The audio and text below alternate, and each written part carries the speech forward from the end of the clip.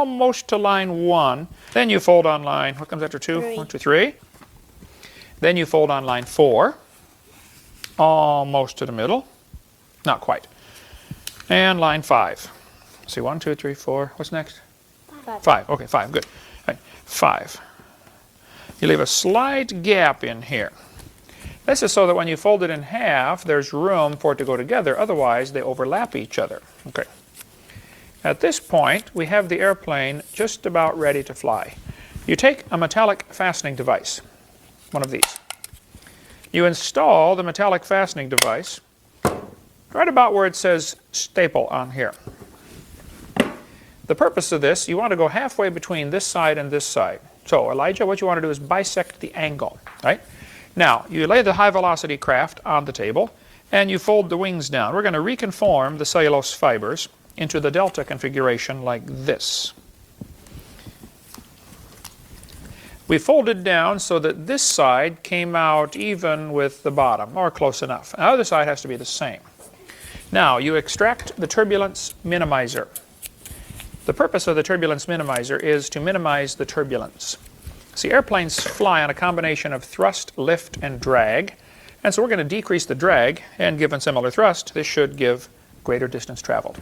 Now, we take out a metallic propulsion enhancer. You go to Walmart or Office Depot, ask them for metallic propulsion enhancers. Okay? Now we're going to extend the primary section all the way, completely inverting it 330 degrees. Not quite 360. Leave a little gap. Then we grasp these 2 points and we extend the tertiary section 200 degrees, slightly past 180. Now we make sure everything is coplanar, collinear, and copaesthetic. We grasp the high-velocity craft by the aft section. We grasp the metallic propulsion enhancer by the large loop. We stick it down in here and slide it forward, and it hooks on the metallic fastening device. Then you get a piece of adhesive bonding strip. Go to Walmart, ask them for adhesive bonding strip. The adhesive bonding strip should go adhesive side down. This is very important, okay? This will adhere the components together, and we are ready to launch the craft. Ha ha. These go so far. We'll make one more and show you how it's done. Okay, you take the half sheet of cellulose fibers, and you diminish the dimensions by 50% by folding it on line number 1. What comes after line 1? 2. Fold on line 2. Almost to the center, not quite. Then you fold on line, what comes after 2? 3. 1, 2, 3. Then on line, what's next? Come on, come on, come on. 3, 1, 2, 3. 4. 4, 4. And then, what's next? 5. 5, 5. Oh, 5, 5, 5. Leave a slight gap in the middle. This allows for future thermal expansion of the cellulose fibers. Then you fold it in half like this, and you get the metallic fastening device. You install this on the line that would bisect the angle halfway from this line to this line. You imagine there's a line in the middle, and you put your staple on that line. Now, when you fold the wings down, you reconform the cellulose fibers into the delta configuration. This will create the lifting surface. Make the other side match as close as possible. Ooh, aha, this is a good one. This one's going to go all the way to the ground, I can tell you. Now you get the turbulence minimizer, and you minimize the turbulence. Okay? Now you get the metallic propulsion enhancer out of the box, and you extend and invert the primary section like this, extend the tertiary like this, and engage it firmly by thrusting it from aft to fore, engaging it on the metallic fastening device. Level the lifting surface, make sure everything is collinear, coplanar, and copaesthetic. You get a small piece of adhesive bonding strip, and you adhere the components together to ensure continuity during the high-velocity flight. That's how you make the regular airplane. Now to make the airplane.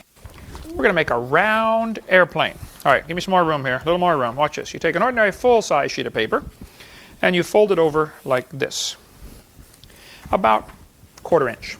Okay? Then you fold it over. Then you fold it over. Then you fold it over. And then you fold it over. And then you fold it over. And then you fold it over and fold it over. And then you fold it over and fold it over. And then you fold it over and fold it over and fold it over. Leaving about 1 inch total. And you have an airplane. Have you ever seen an airplane like this? These are amazing. Then you take and you bend it and squeeze it. Got to hold your tongue out the left. That's important, okay? And you fall like this. left side. You got it? And you make it round. Then you get a small piece of adhesive bonding strip, like this. And you tuck one side inside the other. Either one will work. You tuck it inside just about a 1/4 inch, just barely inside. Now the adhesive bonding strip should go with the sticky side down. That's very important. And you tuck the excess underneath, and you have a round airplane. Now the way you fly the round airplane, you install a little bit of a little bit of salivary extract on your phalanges like this. You grasp it, and you're going to throw it like a football, and spin it, just like a football. Heavy side, the thick side, goes first toward your little finger. When you throw it and spin it, the air goes through the middle, and it creates what's called the Bernoulli principle. Now he's probably dead, but it still works.